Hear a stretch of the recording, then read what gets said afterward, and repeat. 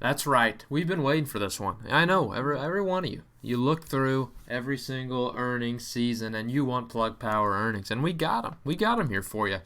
Stock's up massive after hours so far, 6.5% up. But you got to consider the fact that really over the last month, this stock's been mashed down 20%, 21% over the last month. So, up 7% now. The stock's taken off. We love to see a rocket ship as a result of one that's been pretty hit hard on the year, down 19.18. Was up huge earlier this year. Wasn't along for that ride, unfortunately. I wish I was. You look over the last year, though, still up 142%, and over the last 5 years, up 1,000. If you recall, in late 2019, I told you to buy it at roughly under $3 a share, and I did myself. But look, not everyone listens to me. That's the thing about it. So let's look at these earnings and see why this stock is up so high. And again, I think most of it was because just frankly, before even looking at it, I don't think they need to do a lot in these earnings. Just really hit expectations. And the matter of the fact is these stocks have been down so much, the entire industry of alternative energy and renewable energy, as well as even electric vehicles, those entire industries have been down in terms of the market over the last couple months. So I think part of it's just a reaction to that. So let's see what these earnings look like. GAAP EPS line of negative 18 cents is a miss by 11 cents. Not one I'd like to see. I'd like to see better in terms of that profitability number. What I really like, though, is this revenue line. Looks really good. $124 million, up 83% year over year, is a beat by $13 million. That's a massive line for them, and it's what I'm really excited about to see. I like seeing it a lot. Again, this is a company that talks about their plan to grow revenue by 2025 to $1 billion. And, at this standpoint, it looks like they're going to hit that a lot sooner than what you're expecting, and even what they were expecting. And that's kind of what I saw out of this company, is alternative energy becomes a lot more significant of an industry in the future, and it will. This one is not a trend that's going away. Frankly, we're going to be turning to alternative energy as a backup plan as well. We'll still continue to use traditional energy sources for a long time. There's no doubt about that. But alternative energy and in return, renewable energy will be massive for them. So, according to the company themselves, growth in electrolyzer business is estimated to be up over 400% in 2021 versus 2022, and expect to continue to grow at a robust level through 2024, which is when they plan on being at $1 billion, which will be, in my opinion, is a shoe-in for them. So, looks really good. Gross billings, 126 compared to 72 million of a year ago. Really nice to see that. Again, this is also a company that doesn't spend time on the press release. They're not going to hit you with the BS twice. They'll only hit it in the shareholder letter. So that's what we have to work with. So let's take a look at this. Financial highlights, again, we'll see.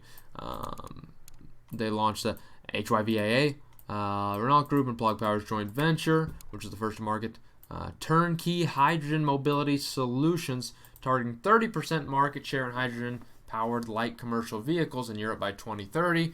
Could be a massive thing. And again, you see they already have partnerships with companies like Walmart to deliver, deliver hydrogen solutions and hydrogen power to their vehicles. Right, big thing. Expansion of the green hydrogen network in North America. They plan to build a 15 tons per day green hydrogen plant in Camden County, Georgia. That's where I got my peaches, if you weren't aware. I got them down in Georgia. Extending a service network across the entire U.S. East Coast. Good for them.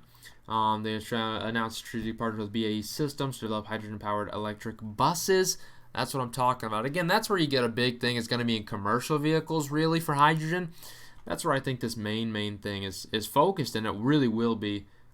Expecting a lot out of this company, really. Again, financial recap, nothing crazy. As far as device, they did 3,666 GenDrive units for the quarter, and had a revenue associated with 16 hydrogen infrastructure systems for the second quarter of 2021 compared to 2,604 of the second quarter of last year. So massive improvement there, obviously, with the introduction, of these GenDrive units, massive for them. Obviously, this is where they make the cashish, selling units. So really good stuff. Other than that, that's basic with the financial aspect of it.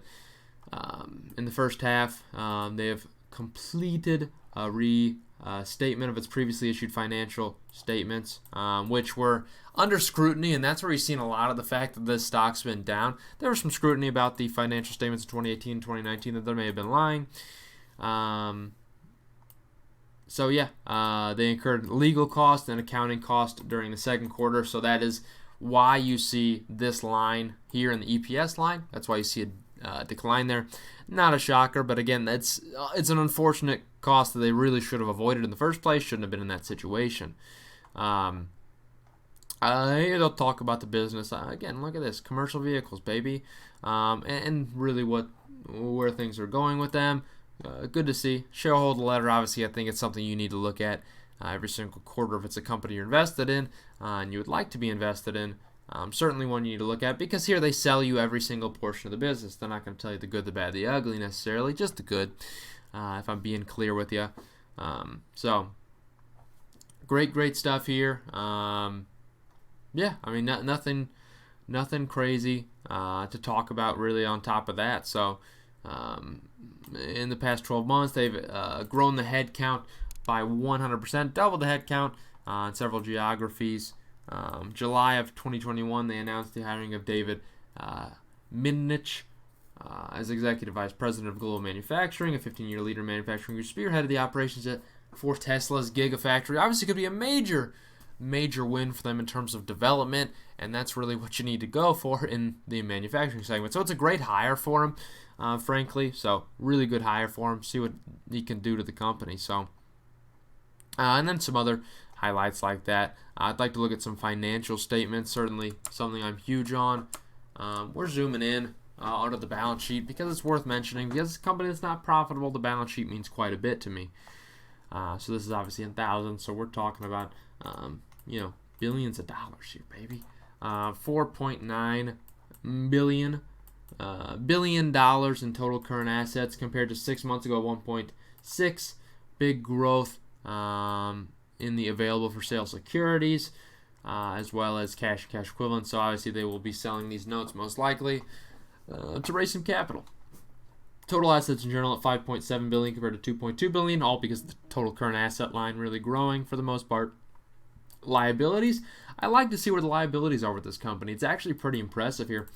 251 compared to 222 of a year ago, so barely grew while the assets grew quite a bit. On liabilities in general at 957 compared to 784. Really massive growth here in the last 6 months on this balance sheet. $4.8 billion in equity compared to $1.4 billion of 6 months ago even. So this is a massive growth in the balance sheet. If you're looking at the stock as a whole, you got to consider it is trading a market cap of $14 billion. And after this massive movement upward, it's trading closer to a $16 billion market cap. And as a company that is in a massive growth form, so I understand why it's trading at a high multiple, but you have to consider full year revenue for this company likely is going to be around $500 million this year. So it's trading at quite a high multiple. I wouldn't lie to you when I say that. So $500 million, we're talking about really, 30 times that amount is what this is trading at as far as a multiple, and profitability isn't quite there. So I see why people might not be into the stock. The reason I bought back into the stock at the $26 level, I'll be honest here, it's because it's an emerging industry and they're really the leader in hydrogen power. So this is a company that is on the forefront of hydrogen power, and that's why I believe they earn the multiple they're at. As far as typical value for me, I think it is overvalued. But my estimation was I didn't quite see a massive dip coming, and I don't think we're going to see one. I think this is a stock that's frankly going to be headed up, not necessarily quickly back to the absurd levels when it was in the $70 range, because I think that was just nonsense. But I think there's a lot of value to be gained here in the long term with this company. If you look out now, it's up freaking 10% after hours. What is going on? People are going bonkers. They're buying back in. We're back, baby. We've seen nothing but massacres over the last 3 days. boom, we're back to normal. That's what I got for you on Plug Power. Let me know what your opinions are in the comments. Hope you have a good one.